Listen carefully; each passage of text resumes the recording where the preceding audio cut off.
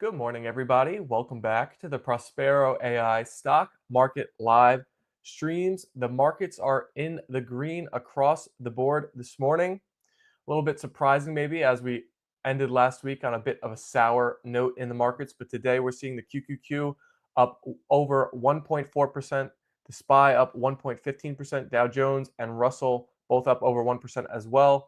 The VIX is down almost 10% today. It crossed the 20 mark. Actually, it went as high as 21.75 last week, but back below 19 this morning. Hope you all had a wonderful weekend out there across the Prospero community.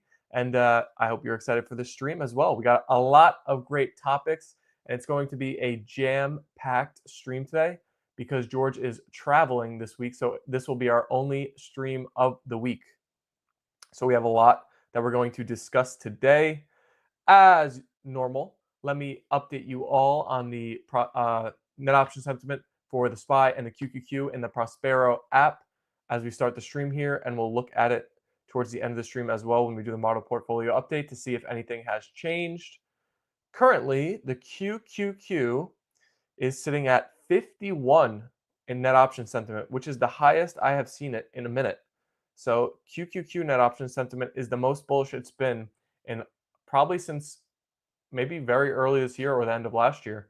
For those of you newer to the Prospero signals, our bull bear line for SPY and QQQ is 40. So QQQ is well above that now. Looking at the SPY is still down in single digits at 3. So the SPY is not feeling the bullishness, not even close to what the QQQ is. So SPY still being looked at as a hedge probably, as George usually says, for those betting on tech. But we have so many topics to get through today, so let me start ripping through them all for you guys so you can see what you're looking forward to here. We're going to cover the Circle IPO, which if you guys haven't followed it, a new crypto IPO, and it is following the footsteps that CoreWeave left behind it. Both of these IPOs went crazy after IPOing. So why is this happening? Does George like Circle as a stock after it has popped? I think it's up over 20% today, but let's get a live look at it here.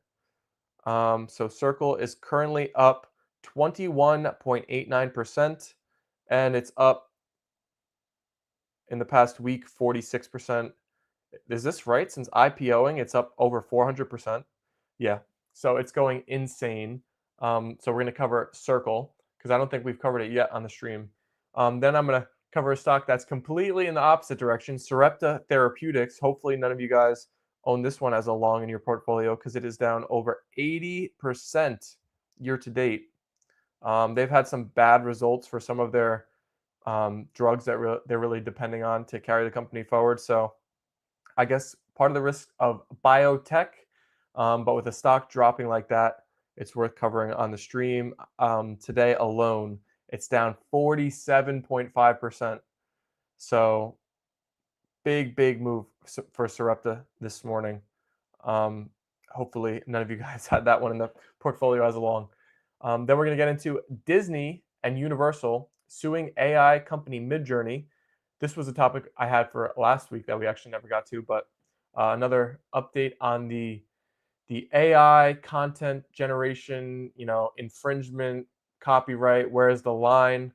I don't know if you guys, those of you who are on Instagram, have been seeing all of these AI generated videos starting to take off, but I feel like it's becoming more and more common. So where are we going to go from here?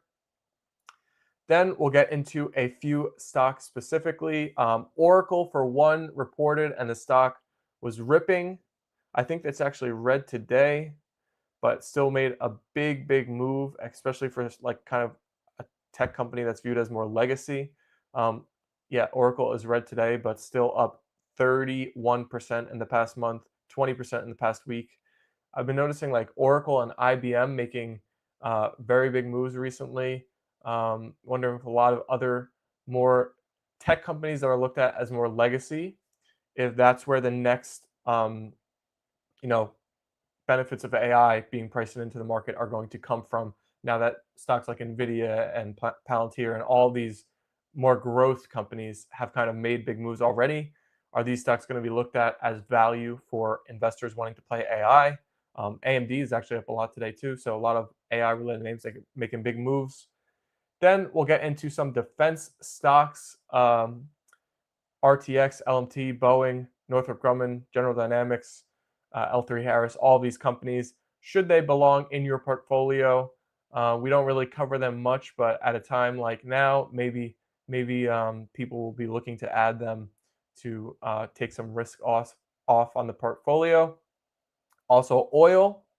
Let me take a live look at oil. It was up a lot at the end of last week, but I think it wasn't making too big of a move today. It's actually red today, down 3.5%. So um, I think that was one of the concerns with what's been happening around the world, that oil might spike. So looking at oil companies, and it's another good way we can bring up Buffett. Obviously, he's been buying up Oxy shares, and he's got a huge cash position. So taking a look at oil stocks. Then also GameStop, which has an 83 downside in Prospero. Let's see if that has updated since I checked this morning. Nope, still at 83. So GameStop made a big move downwards at the end of last week, but they have some very confusing signals like 85 net option sentiment, but they have an 83 downside, still with a 63 upside, 82 dark pool. So I feel like it's one of the more dynamic stocks in the Prospero app. The signals are just kind of like all over the place in terms of like it's going to move large in both directions, it seems like, from the signals. So I think it's a good one for George to explain how he feels about what he's seeing in Prospero and the future of GME. Then we have two more topics. I don't. If we get through all these topics today, that'll be a miracle, but we're gonna try. Meta introducing ads to WhatsApp, and Meta stock was popping off of that news, up 3% this morning. I think as of yet, they have not monetized WhatsApp. Yes, Meta is up 3%. And so the market was very happy to see that. It looks like they will begin the process of monetizing it by adding ads. Meta was talking about, because WhatsApp is like encrypted messaging. So Meta was talking about how they're not going to be using any personal data, and it's not the ads are not going to be showing up in the direct messages for people. They're outside of that ecosystem. So but it's funny because we were just talking about how people view Meta as like stealing data and kind of encroaching on people's privacy already. So I wonder if George is going to have anything to say about this new update, although the market does like it. And last but not least here today, we will cover Roku partnering with Amazon. So it looks like Roku is going to be getting access to the Amazon ads infrastructure, and Roku stock is liking that this morning. They were up as much as 11%. And right now they are up 9%. So still up like in that news story. So we highlight Disney and a lot of the other streamers a lot, Warner Bros, um, Fubo, but we haven't really talked about Roku much. So we'll look at Roku at the end of the stream today and the future of their business with this new announcement. Got to be looked at bullishly, partnering with Amazon. But that's going to do it for all of our topics today. If you want to hear any stock specific, macro, AI, anything related to the business world, if you have a question, feel free to comment it, whether you're watching on Twitter or YouTube. We will be happy to answer all of your questions on the stream here. But now we are just waiting for George, and then we'll begin rolling on into the topics. Let me just ask everyone, if you're watching on any platform, Twitter or YouTube, the likes are good for the algorithms everywhere. So like it up if you're a usual stream watcher. The likes really help us out, help the channel grow, help Prospero grow. So if you love our signals, like up the live stream. It's been pretty cool to see. We've had a lot of growth recently on Twitter. I think we're up to let's see, how many followers do we have on Twitter now? The Twitter growth has been great recently. On Twitter, Prospero currently has 13.5 thousand followers, so a lot of growth on Twitter. And we actually just crossed the 2,500 mark on YouTube. So not quite as high as Twitter, but we're getting there. 17 subscribers on YouTube. So thank you everyone that has followed us on the different platforms. I gotta sneeze. Excuse me, sorry. Let me do my part and like it up myself. Okay, we have 6 likes on YouTube, so there we go. Getting closer to hitting double digits. Let's take a look across the markets now and see if we can scan anything that will also be interesting to talk about here on stream today. Let's take a look at the Mag 7. Looks like everything is in the green today. A very bullish day. A big flip after the end of the trading session last week, where it seemed a little bit bleak, the future, the very near-term future of the market. But things have switched in a big way today. Let's take a look at crypto. Since we're going to be talking about Circle, it'll be interesting to highlight on the stream. Bitcoin is currently up just over 1.5% at $107,000, a little bit over $107,000. But it has been trading sideways now for a decent while now. Since the beginning of May, we've been in this like 100,000 to 110,000 range. So what's going to be the next big move for Bitcoin? It looks like it's consolidating right now. Maybe some with this Circle success, maybe some excitement will come back into crypto and Bitcoin. Let's take a look at NVIDIA, because I saw AMD was up like 7% this morning. Oh, it looks like an old favorite, SMCI, is starting to really pop too. SMCI up 6% today, over $44 per share now. Up 42% year to date. That's a little bit surprising for SMCI. Let's check out NVIDIA. NVIDIA getting super close to its all-time highs. I don't think it ever quite closed over 150 per share. I think the high is 149, and it's currently at 140 or approaching 146. So getting very, very close. Hello, George. Welcome to the stream today. Sorry, it's a busy day. I'm going on a little vacation this week, so no worries. We got amazing topics to get through today. So many amazing companies, stories to discuss. So it's going to be a fun stream. So everybody, buckle in your seatbelt, get the popcorn ready. It's going to be a good one.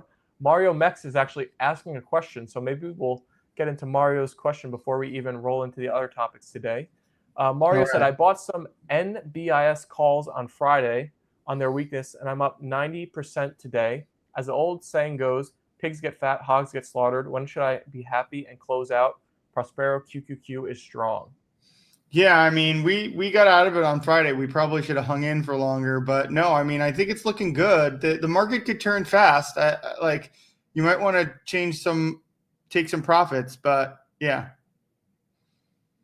I think it's at least leave it in for today, I would say. Yeah, so we peaked at QQQ and SPY net option sentiment at the beginning of the stream, and QQQ was the highest I've seen in a long time. It was actually at 51. Currently, Wow. yeah, at 51. But the SPY, when we checked, is at 3. It's actually at 1 right now. So we're continuing to see this net option sentiment divergence that we've seen for probably over a month now, where the QQQ is much higher, SPY is much lower. The ranges have shifted slightly, but what do you make of the market moving today, the QQQ crossing the 50 mark, the bullishness we're seeing throughout the market as we open up today here? Yeah, I mean, I think we're seeing a bull market again, right? I mean, we kind of had that concern with the Middle East on Friday, and now we're like, now that news has turned around again, and we're seeing a rally, which is very interesting, because it's not like that situation's totally resolved. It's kind of similar to how we've been talking about China and the tariffs, right? It's just good news. It's not totally resolved, so you wouldn't necessarily expect the market to be reacting like this unless the overall tone was bullish and people are just like, looking for reasons to buy. And I think that's where we're at. Jonathan is asking about Amazon. He said their upside has made a move from 50 to 76, and you've talked about how you're a big fan of them as a company in the past. Would you consider adding it, or is it not high enough yet? I definitely can. I mean, it's reversed now. Net option sentiment is at 49, but if I see that net option sentiment, kind of hit 90 again, yeah, I would. So one stock I definitely want to bring up on the stream today is Circle, which just IPO'd recently, and it's a crypto stable coin company. And it is making a major move here today, up over 21%, up 46% in a week, up over 400% since IPOing. So, how do you feel about Circle as a company? But then also, is there any like behind the scenes or explanation you can give everybody watching, like why, like CoreWeave we saw make a huge move, why are IPOs so volatile and like can make this extreme move in a quick amount of time after IPOing? I think it's really like meme stocky, for lack of a better term. I think people get themselves. I think we're in a very retail driven market where people really kind of get themselves in a frenzy. And then in that frenzy, we see incredible price appreciation. Yeah, Circle is in, like, I think stablecoins are a really good business to be in. But we're not really seeing real valuations on these things. We're basically seeing just like so much speculation. And the problem with speculation isn't that you can make money. The problem with momentum isn't that you can't make money, but it's just like, it's very, very hard to determine what the right price is, when it might go down, how much it might go down. And that's kind of what we wrote about with CoreWeave this weekend. And CoreWeave continues to have like pretty poor signals in Prospero, but it's kind of just like meandering sideways even after it's made this huge move. When that's happening, are you feeling like more confident or less confident on the signals, or like does that make you feel any type of way? Do you just have to like let time play out? How do you feel about like the CoreWeave signals and then the way the stock is moving currently? Well, what we talked about this weekend, I want to see if they're still at zero. Yeah. What we talked about this weekend is, wow, CoreWeave is up almost 7% now. Is that just because a lot of institutions are betting against something, right, doesn't mean that they're going to be right, or doesn't mean they're going to be right immediately, right? I do think CoreWeave will have a correction. When it has a correction is, hard to tell, because like we're talking about, when a stock is heavily shorted and retail is buying it, there's an attempt at a short squeeze, other institutions start piling in. It's actually that very thing that is attracting some people to the short squeeze. It is that institutions are so short. It is that they're shorting the stock, applying gamma pressure by buying puts, all that stuff. So if it didn't have that setup, it wouldn't be a short squeeze potential if so many people weren't betting against it. So that's something where, it's going to be interesting to see how it plays out, because I think I'm pretty sure I'm just going to keep this short on, or I might take it off again and then put it back on when it looks like it's losing momentum again. But I'm going to watch it the rest of today. It's been really, really, really volatile, and you might see people taking profits. So a stock that has also been very, very volatile, but in the downward direction, is Sarepta Therapeutics. They're down over 80% year to date and almost down 50% just today alone. They got another bad reading for their new gene therapy program. They had a second patient death. The risks of biotech, I guess, but how can you predict something like that as a shareholder? Maybe avoid something like that, or is this just why you have to have stocks like this be such a small percentage of your portfolio, because they're so dependent on like this one drug or program, or that the case? Yeah, I mean, I would say in addition to that, biotech, it's very hard, like similarly to how we're saying, it's very hard to know if you should buy the dip, right? Because it's very hard to know when a stock is so dependent on one drug or one section of a business, or anything like that. It's really, really hard to say like, okay, it's a value now. I think that's what makes it really, really tough. So yeah, I don't like playing those kind of stocks. Is very difficult, and it's hard to say like, oh, unless you like are a doctor, and then maybe even then you don't really know how to evaluate a drug in that much detail, or the likelihood that the situation changes with it. So yeah, if you can't really tell the probability the situation will sort itself out, you don't really know what the value is or can be, or should be. And I saw the two worst performing stocks in the S&P 500 in May were United Health and Regeneron. Do you think the healthcare sector is bottoming, and is it a good time to pick up some shares slowly in healthcare companies? Or are you concerned? I know we've talked about the RFK and like these lingering things, but at some point you would think some of these companies have some value, right? I mean, it's what we're saying again, right? I don't like maybe I don't know how to really assess the value if we don't really know what's going on in the healthcare sector. I mean, I saw recently that that there was like something published by I think it was HHS that was using like generative AI and had these like false citations in there. So it's just like I don't know. It doesn't seem to be the most professional operation going on there if that's the case. Like, granted, this is the day of generative AI, but I'm like, and that isn't to say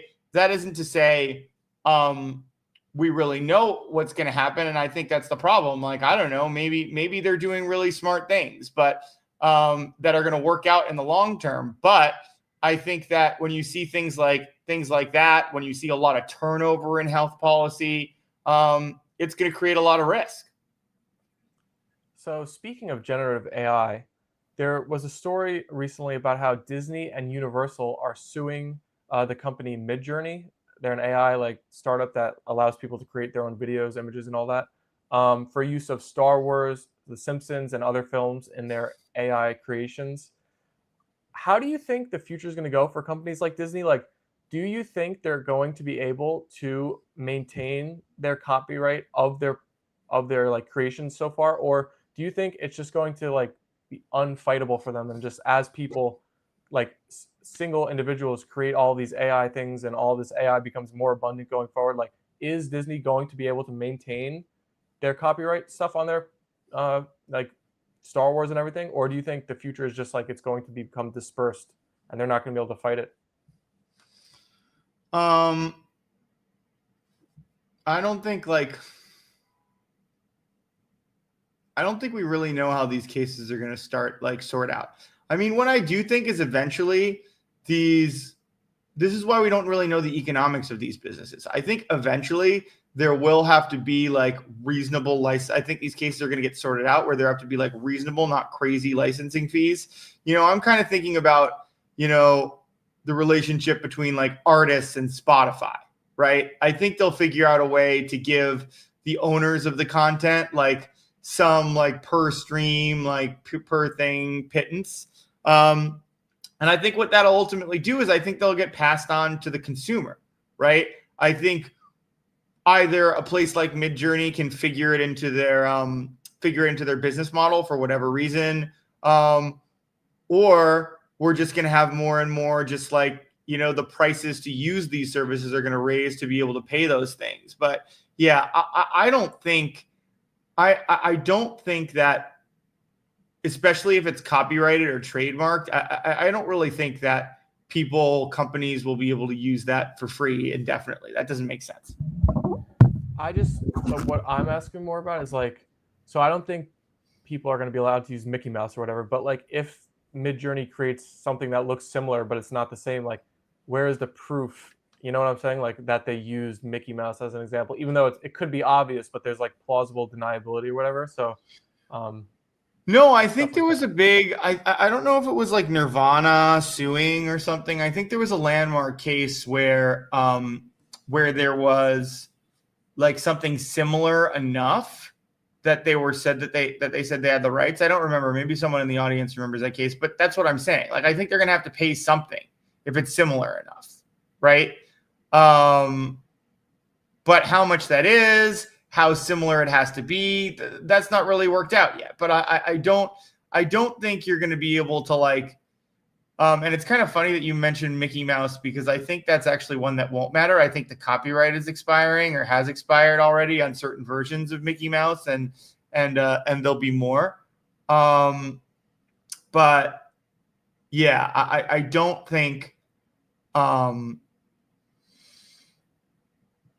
I don't think it'll be zero.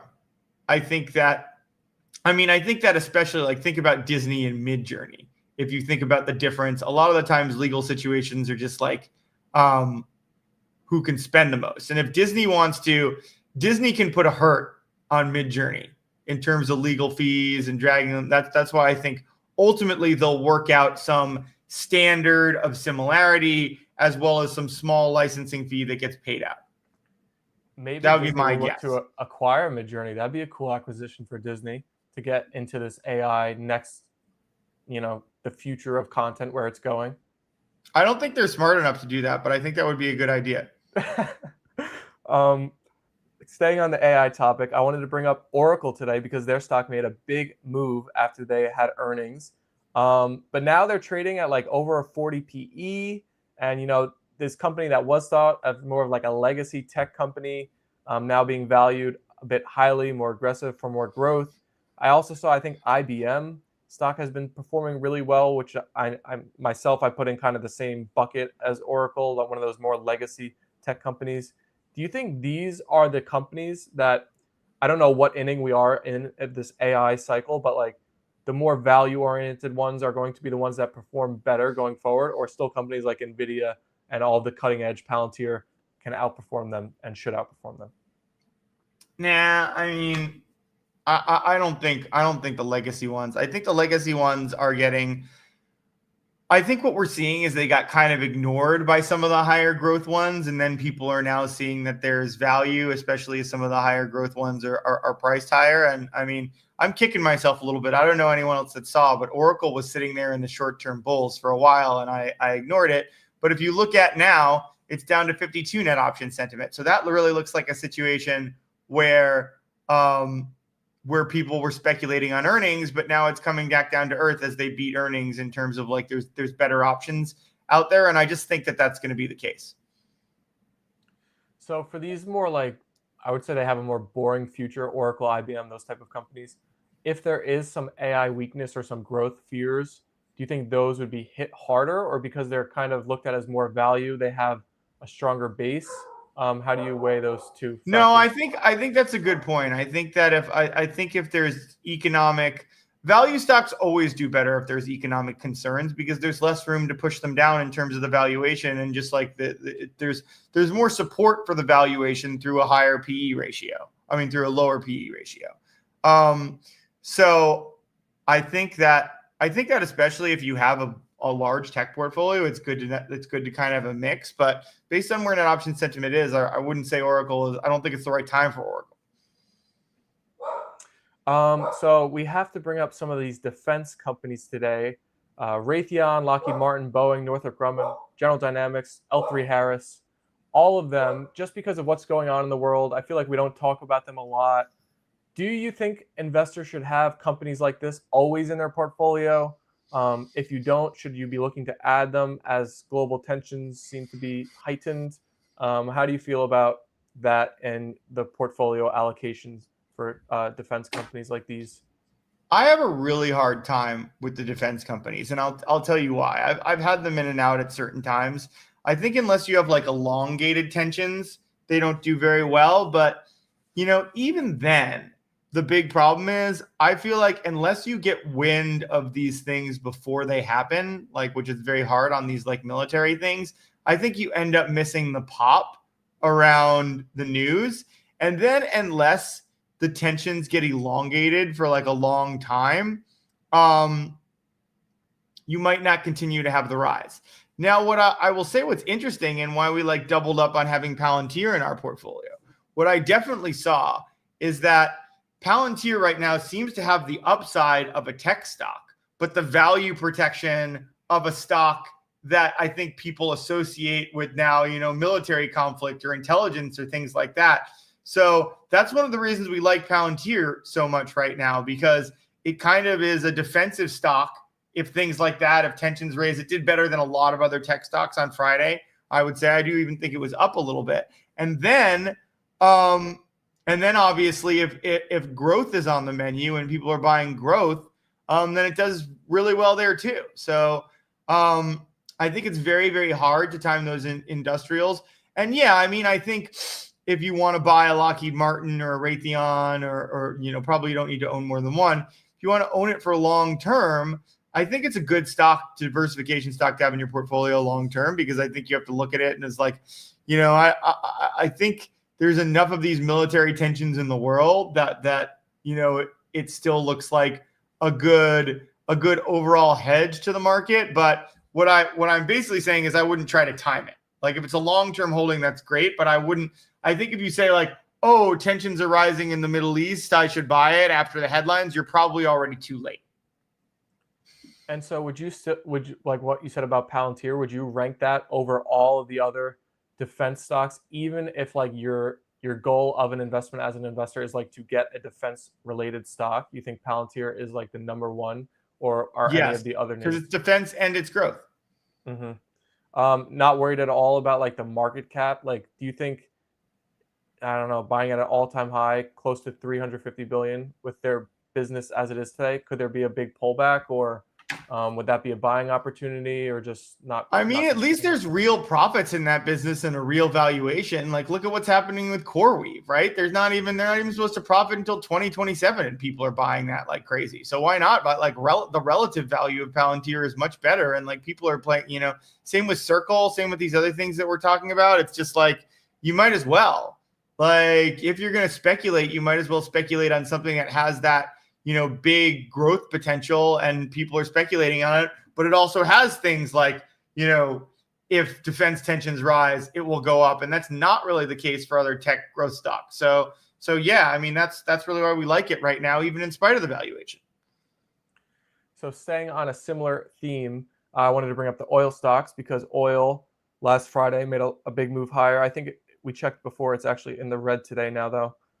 Yeah, in the red. But I think if people are concerned, if any of the oil fields or whatever get hit, oil will spike. And I'm pretty sure that's good for, Oxy, Chevron, all of the oil companies. We've seen Warren Buffett loading up on Oxy in the past year. How are you feeling about these companies? Pretty similar questions I had to the defense ones. Like, should you have a small allocation in your portfolio at all times, or do you feel differently about the oil sector? No, I feel pretty much exactly the same. And like, I've gotten burned. Like I added FANG over the weekend because it was like a defense, like it was in defense of this market. And like, I got burned on it again. And like, energy has been so volatile because of what we're talking about, right? I think there's, and it's the same kind of thing where it's hard to time it right. Like, you have it in your portfolio, same kind of thing. I think it's a good thing to have a diversified portfolio, especially if you have a lot of tech longs to just buy and hold, right? But if you're trying to buy it to time, same kind of thing. If you're trying to buy it to time like an event in the Middle East, I don't think that's a good way to do it. But, people should have a defense stock, an energy stock, especially if your portfolio is at least 20 stocks. There's no reason you shouldn't have that in. So the Twitter account Heisenberg, which posts a lot of good stock market content, I found this shocking over the weekend. They posted about, in the last 36 years, the largest company in the world. And like for the last 15 years, it's basically been Apple or Microsoft. But before that, from 1989 to 2011, ExxonMobil was the largest company in the world for basically all the years besides like the dot-com bubble, like around 2000. I would think it's safe to say that'll never happen again, where oil company is the largest in the world. What do you think? So first of all, I got a bone to pick with Heisenberg. He was one of the people that put fake Robinhood added news. And he was like the biggest account that I saw do that. In terms of saying Robinhood got added when they didn't. That was a very annoying situation. But what was the rest of it? I kind of got distracted by the Heisenberg thing. I was pretty mad about that. Just the fact that from like 1990 to like 2011, oh yeah, ExxonMobil was like the largest company in the world, basically. Yeah, I Will it mean, ever happen again? An energy stock is the largest company in the world. Not unless it's like a nuclear company or like something like that. It's got to be some new form of energy. Then yeah, I think we're past the days like thank God, hopefully, where an oil company is going to be the dominant largest market cap. But especially if they figure out like how to make small, safe nuclear reactors, which is highly possible, right?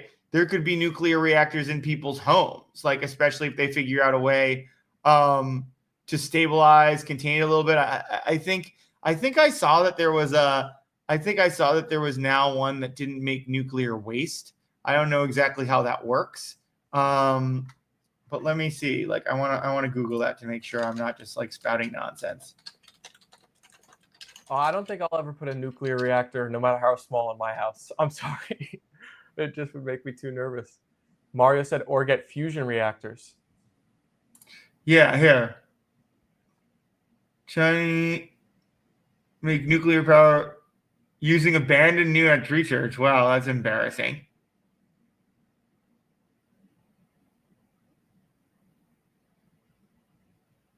Yeah.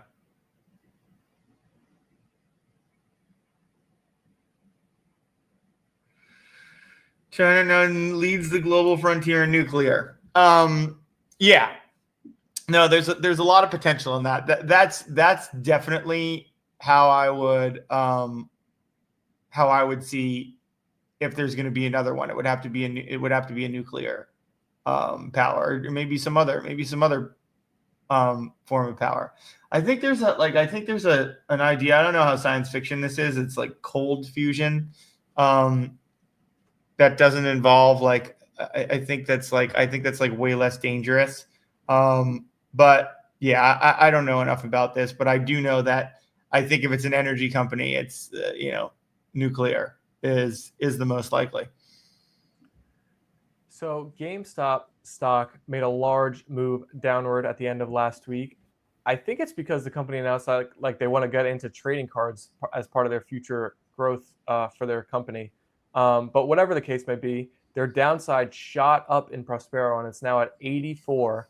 But they still have an 84 net option sentiment, very high net social and dark pool, and 63 upside. So I feel like it's a bit of confusing signals, and it might be a good stock for you to take the people watching through, and like how you think about it, and like the signals seem a bit conflicting. Like is that where you have to take like some things outside of Prospero, like what you think and your other processes, or just take us through what you think about GameStop and the signals we're seeing? No, there's signals all the time. Like I wouldn't call that conflicting. One's a short term and one's long term, right? Like there's stocks all the time. Like Amazon's a really good example. Like all the time it would have high net options, net social, and like not as high upside, right? So I think those signals are supposed to be different for a reason. But I mean, I think what happened is, and we've actually seen this with GameStop specifically, institutions playing long-term options in the short term, right? Because you can buy long-term options if you have a short-term view on something, especially if the short-term options get expensive, which they frequently do when a lot of retail is buying them with something like GameStop. So yeah, we've seen that happen a lot. And I think I think what we're seeing is less institutional speculation on the options, because I think a lot of them can tend to be weighted into the longer term options markets because of why we said. But yeah, I mean, I think there's always going to be a lot of people trying to play like the short term on GameStop. And I think what we've said before is like we do get good readings, but GameStop can be a little tough because we start to see small institution and large retail options transactions can blend together. So that's kind of where we get the cloudiest signal. But even net option sentiment is on the downswing for it. So it would be funny right now. Maybe you should look at AMC versus GameStop and see which one looked better. Maybe AMC is the king of the meme stocks right now, because I don't know, that 84 downside for GME, that's a little menacing. Yeah, I mean, AMC's got 57 upside. I mean, there's some argument to be made that you can see some short-term appreciation on AMC, and that it might not be as close to bankruptcy as it was, but it's a garbage. They're both not very good stocks. And unless I see like both of them in, like as I did with GameStop, above like 80 in upside and net option sentiment, I think the risk way outweighs the reward. So is Palantir the king meme stock then? Who is it? Who has the throne? Palantir, definitely. So this was an interesting story that was announced today for Metastock, and it's building upon what we were talking about last week. Kind of how you were highlighting how people sometimes don't like the privacy aspect or data usage for Meta, but they don't care about Palantir. But so Meta announced today that they're going to be introducing ads into WhatsApp for the first time ever. So they haven't really monetized that app yet, and it's huge and massively used all over the world. So Meta shares were up on that news. But they were sure to highlight the fact that like the ads weren't going to be in the direct messages of people. They weren't going to use the data from the direct message of people. They were going to be like outside of that ecosystem within the app. So, do you think this is a big opportunity for Meta having like one of the apps? I think it's like a top 10 app in user base in the world. Like they haven't even monetized yet, that they're beginning to start. Where are the ads going to go? It's only chats. So I don't use WhatsApp, but I guess like there's an interface outside of like the actual direct messages. Like maybe if you look at like your threads of messages, like different conversations or other things. I think they just specified that it wasn't going to be like if you click on someone's name and you have the conversation with them pulled up on the screen, like it's not going to be in that. But I guess anything outside of that, they could appear. Maybe if you're like scrolling through your chats. Yeah, I'm trying to look. Yeah, that sounds terrible. As a user or for Meta? As a user, like, I mean, I don't know. Like, I don't know how many of these things will be there. Um, like, yeah, I don't know how many. Like, I'm trying to like look if like either like it sounds very annoying, overall, but then like I just don't like it sounds annoying, but then also I'm just like I also don't know where it's gonna go. So it's either going to be annoying or like maybe not a large, or maybe there's not a lot of space to do it. So it's not a large it's not a large revenue source. So do you think it would like maybe even not be worth it for Meta then if they get the headline risks of people being like, oh, we don't trust you when you say you're not using our data from WhatsApp? Or do you think it's worth it for them? Like No, I think it's good for them. I think people like, for all people say that they're not going to this or that, like people get hooked on these products and they don't really like, there's Telegram and there's Signal and there's all this stuff. But I think for the most part, when people get hooked into a product, it really has to be very, very riddled with ads for people to stop using it. And even if you look at like Facebook and Instagram, they get more and more riddled with ads. I see people complaining about it more and more, but they keep using it. I just think it's annoying as a user. As a user that's going to keep using the products I use, though. That's what I wonder too. Like, social media is basically the new form of entertainment for a lot of people, and like even if you include YouTube and Netflix and all that stuff in there, and everybody was so happy about it for so long that there was like no ads, and it's just day by day it just gets closer to like what TV was with more ads. There's going to be like 10-minute ad breaks and like a Netflix show soon. Like, is there any way to avoid that, or are you just gonna have these companies are just going to make you pay more to not get ads, and then we're just going to all be fed ads sooner or later in all of our products? Yeah, I mean, I think that's what it is. I think the price of not getting ads is going to be more and more. I mean, it's also just very annoying, all of these different streaming services, right? Like, even like I would actually like, I hated the ads, but like I would actually pay a good amount. Like I would easily pay like $200. I would easily pay like $200 a month to just have all the shows I wanted in one place and no ads. Like all of the platforms is so annoying. And I'm actually using like the voice more, where it's just like go to the show, like, well, like that's actually helpful. But it's annoying. It's annoying, and it's annoying to like I feel like I'm sharing logins with different members of my family and things like that. And it's just like all of it in the name of efficiency, or not paying for multiple things. But it's like, yeah, from a product perspective, I hated the ads. So I don't want to go back to the old system, but there's some pretty big annoyances in the new system. Maybe that's a good business idea for our entrepreneurs watching the stream. If you could make one interface that you could connect all of your different streaming services to and have it be smooth and operate all together. It's definitely I annoying for think me Google too. TV does that a little bit. I've had some success there. Hmm. But it's not even that. Like, it's not even that. It's actually the setup. Every time I get a new TV or if I travel or anything, like that's what it would be. Like one login, because Google TV does that pretty well, and I think Apple TV too. But it's more just like the portability and the single login is what I would really like. Hmm.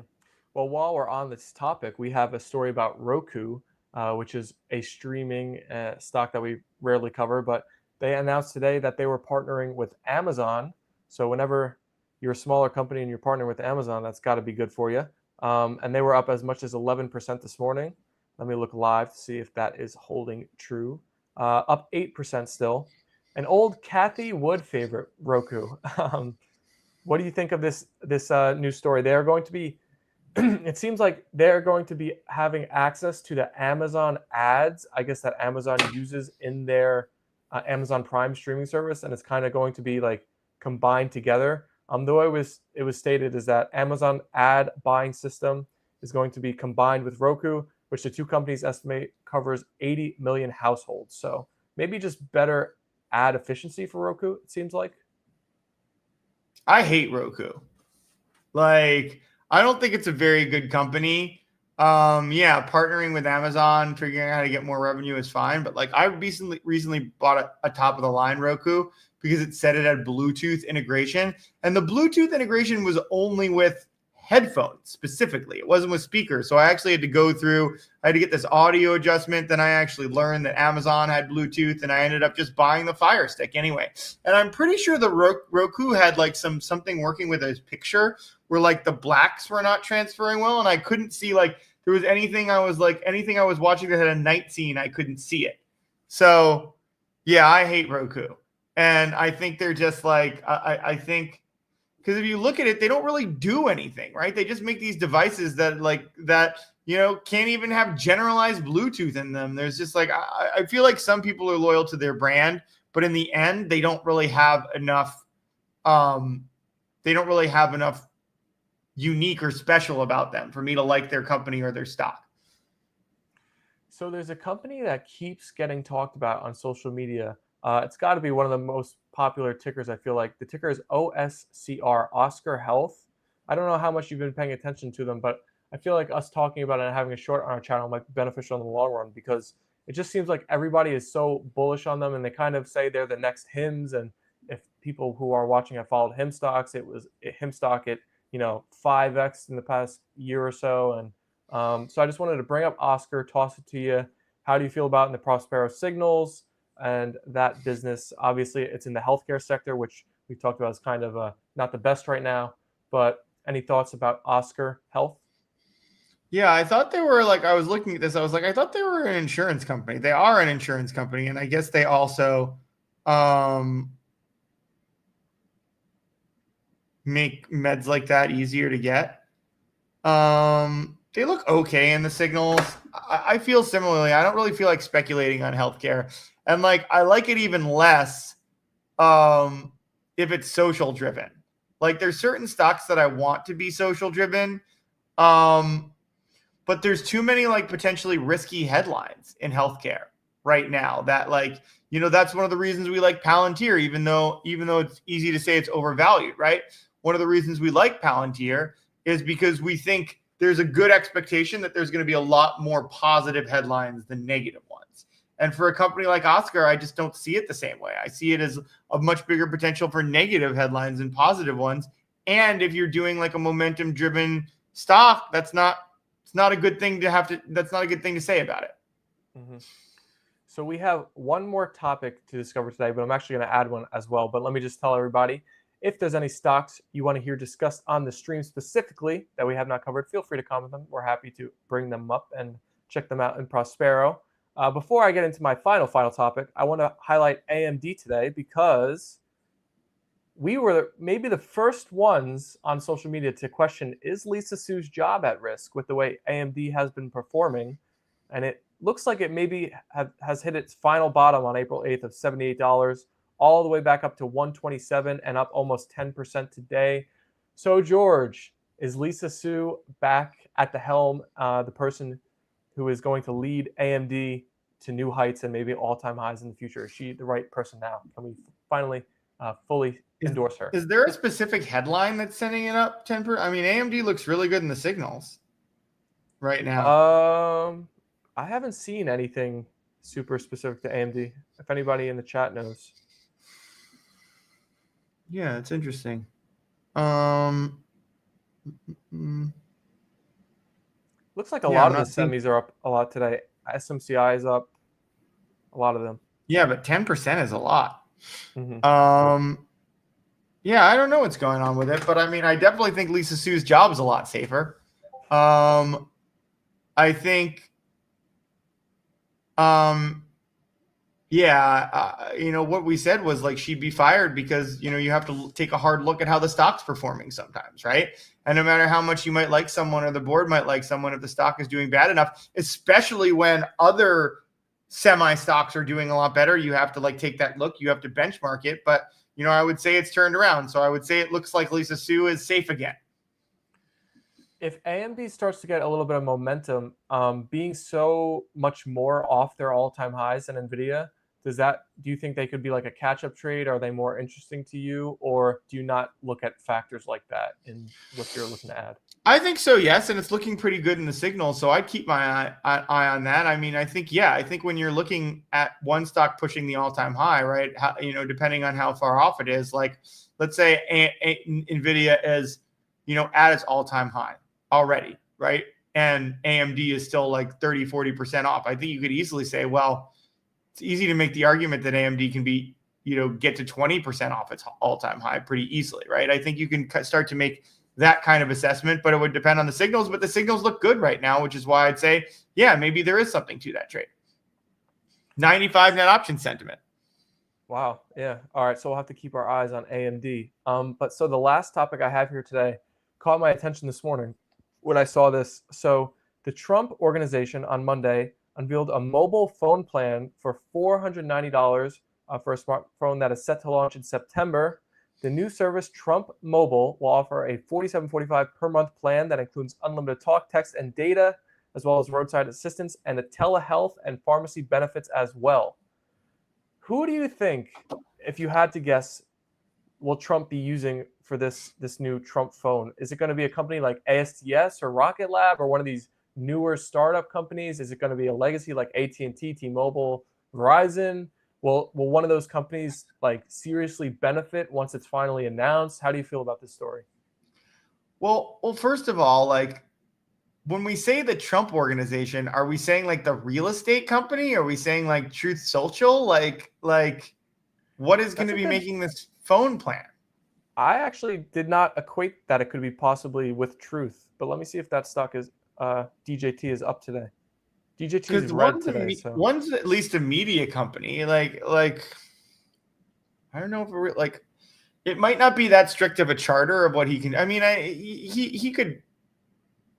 It's just a little bit. It's a bit of an odder fit for a real estate company to be making a phone plan.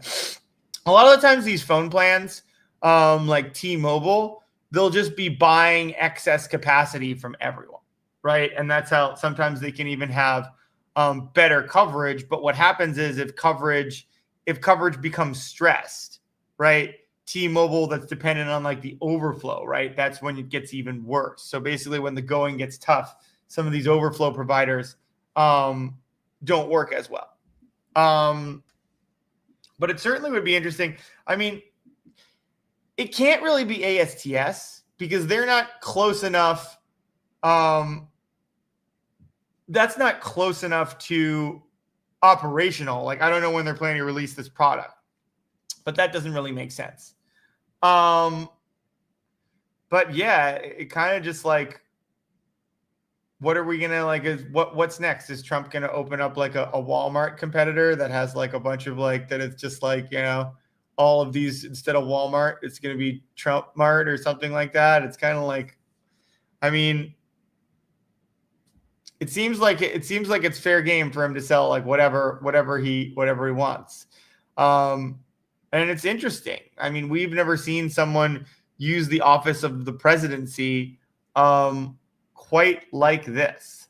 But the other side is it's America, right? If people want to buy something, if they want to buy something from the president, if they want to buy a coin from the president or whatever, it's, supposedly, people want to see a free market. Now, I wish if that was the case, it was a free market, like we didn't, subsidize oil like we talk about all the time. It would be nice if it was like a totally free market if we're going to be doing all these other free market things. But America always seems to be a selective free market. Mario said if it went public, I would buy puts as soon as the puts were available. A buck E competitor. So yeah, we'll keep our eyes and see. The launch for that phone says September, so we'll circle back to it later on and see what's the latest on that story. But that's going to do it on our topics for today. I don't see any questions in the chat. All right, I'm doing the switch. We'll do the switch. Everybody stick with me. George will join right back in on the other side, and we'll do the model portfolio update. Thank you all for watching. I hope you enjoyed our topics so far. If you did, let me just ask you one more time, if you haven't yet, hit that like button on Twitter or YouTube, whatever you're watching on. I will update you all on the Prospero signals, the net option sentiment for the SPY and the QQQ that we are currently seeing. So let's take a look. All right, so I think exactly the same as when George joined, and the QQQ was at 51, SPY is at 1, and no change as of right now. The short-term bull list has a very interesting mix of companies in the Prospero app right now. You have Eli Lilly, United Health, ExxonMobil, Meta, AMD, Google, JD.com, NVIDIA, Occidental Petroleum, and Kratos Defense and Security Solutions, which I've actually never heard of before. KTOS is the ticker. So you have like defense, AI, healthcare, and that's about it. And JD.com, so a China stock, which is interesting. That's on there right now. And Al, I think before, when the China stocks were had some momentum, Alibaba was always kind of the best one in the signals, but looks like JD is the number one for right now. All right, so if you're new to the live streams, what we're about to do is make some live switches to the Prospero model portfolio, which is usually, you can only see in our paid for newsletter, but you get to see it for free at the end of the stream. So definitely stay watching until the end. You get some free value here, and you'll get to see what we're adding and dropping, and how we actually are using the Prospero signals in our process, George's process, to make live switches. So we will be beginning that any moment. Let's take a look at the Mag 7 stocks, see if anything is switching up on us here today. Looks like they are all still in the green. I'll check back in on Bitcoin as well, and the markets. The markets are still all in the green across the board, but they all are kind of slightly pulling back at the moment. So a little bit of all right, Bitcoin is also still up 1.5%, but pulling back slightly. So everything's kind of moving in a similar way right now. Yeah, hopefully CoreWeave is ready to start plummeting again. All right, let's get this.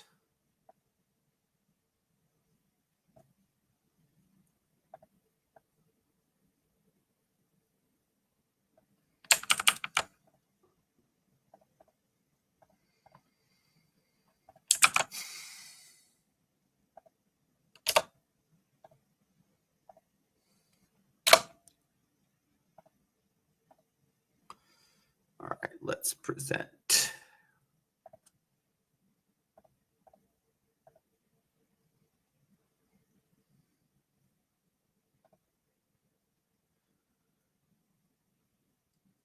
All right, what is QQQ and SPY and option sentiment? QQQ is 47 and SPY is 2.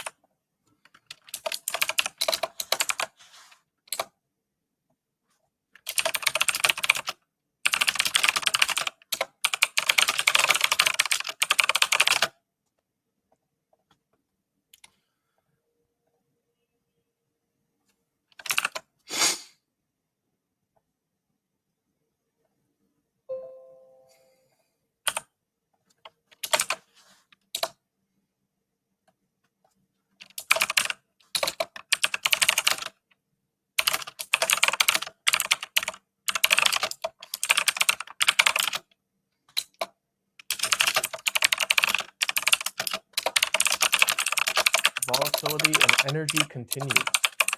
Healthcare and utilities look like the best bear targets. With tech, comms, and financial, the bulls. All right.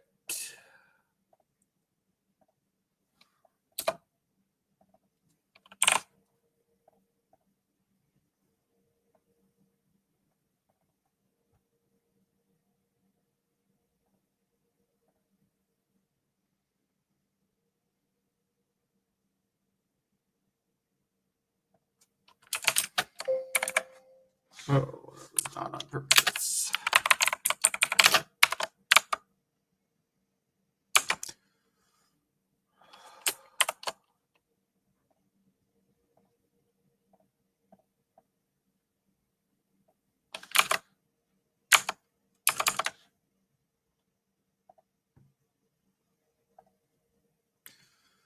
Okay, let's change that. What was he doing here? What were we doing here?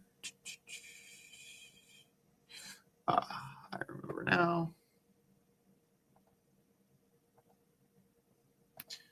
Come on.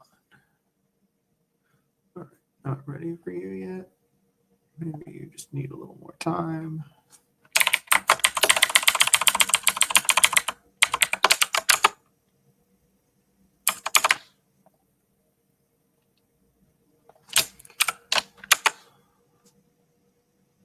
Oh, damn it.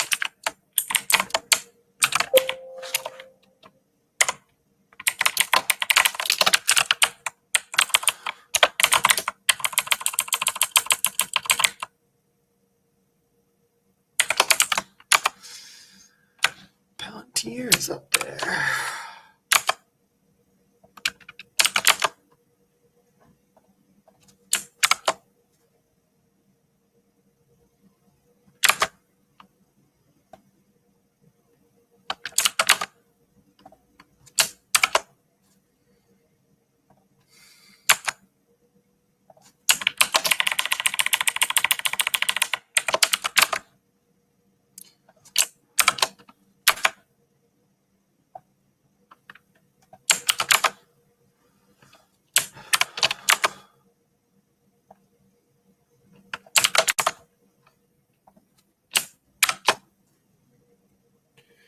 Okay, let's see what's going on here.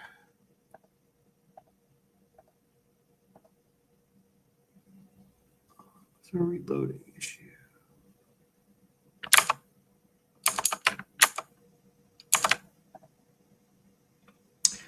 What looks good? Already have plenty of Palantir. CCJ. Nothing else looks bridging like that. CLH is looking a little better. Why not? That's all that looks good here.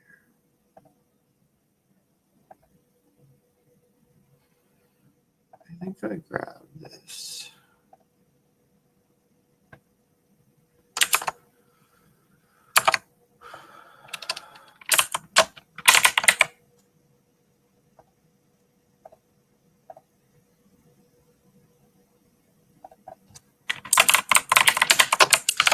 Okay, 45. Wow, that's a lot.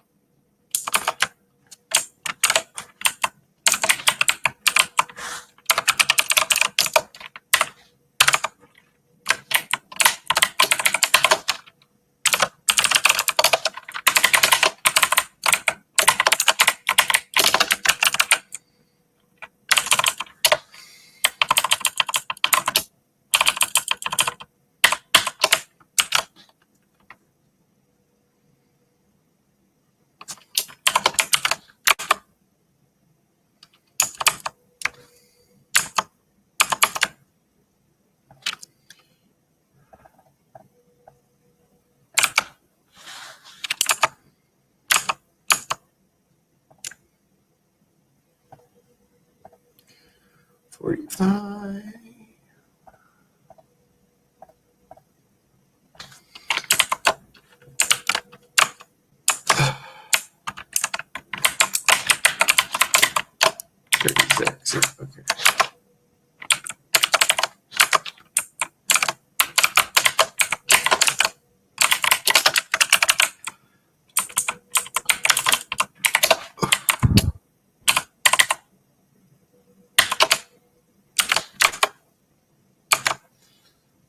Get out of those energy stocks.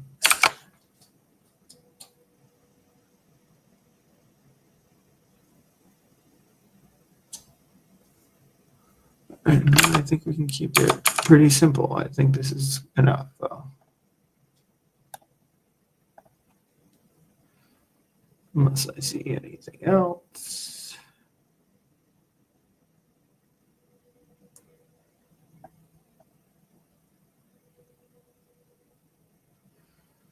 Well, I'll just grab a small cap.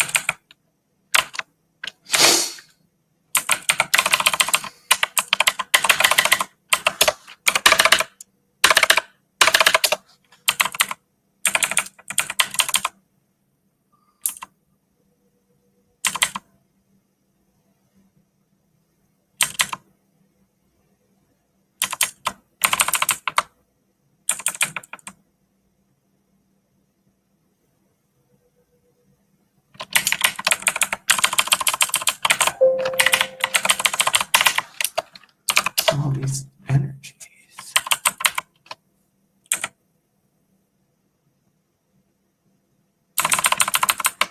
Okay, we'll do BIS and Jenny.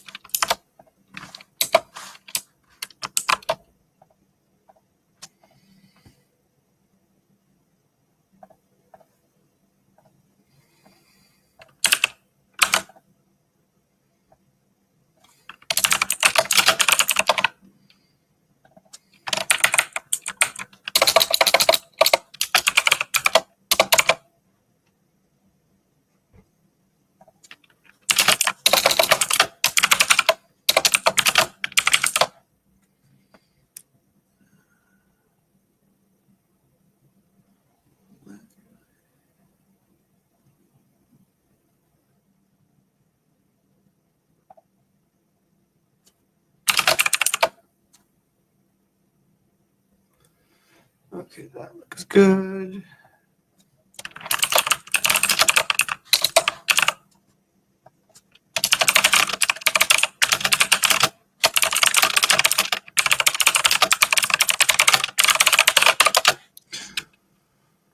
All right, let's just get this set up to send at 12:15.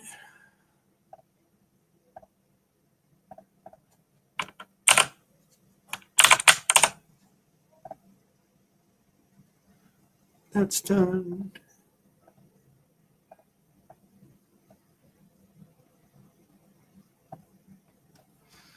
Now, let's just take a look at this.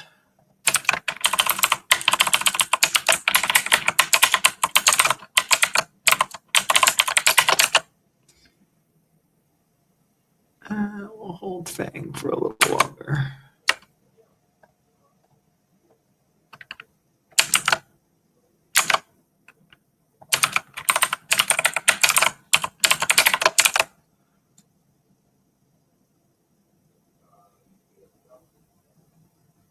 That all looks fine. What's going on with CCJ?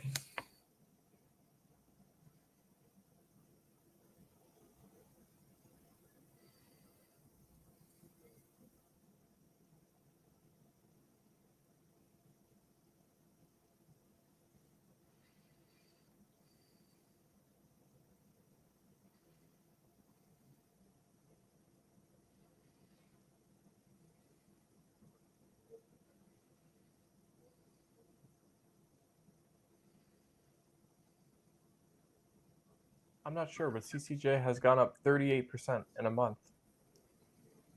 That Yeah, stock is cruising. I don't know if I want to play that. All right. I think unless there's any questions, we can be done. No questions, but let me just say, everybody that's stuck here to the end, thank you. The market is actually going to be closed Thursday, so if that's info to anybody, there you go. And we are not going to be live streaming Wednesday. We are going to only have one live stream this week, so we'll be back next week on Monday. So have a great Yeah, week, there's going to everybody. be limited live streams for a bit. I'm going to try to get some time off. Yes. So, but until we see you guys again, have a great investing week and see you soon. Bye, everyone. Bye. Bye, George.